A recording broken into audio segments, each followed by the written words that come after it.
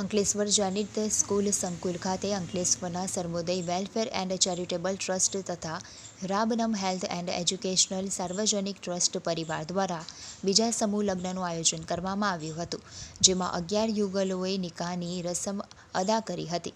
શબનમ ટ્રસ્ટના secretary advocate Farooq શેખે સંસ્થાની માહિતી આપી હતી.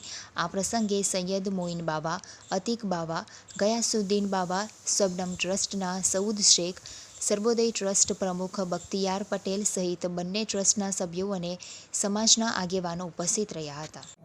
આજરોજ સર્વોદય વેલફેર ચેરિટેબલ ટ્રસ્ટ અને શબનમ હેલ્થ એજ્યુકેશન ટ્રસ્ટ દ્વારા સમૂહ નિકાહ 2 નું આયોજન કરવામાં આવ્યું હતું.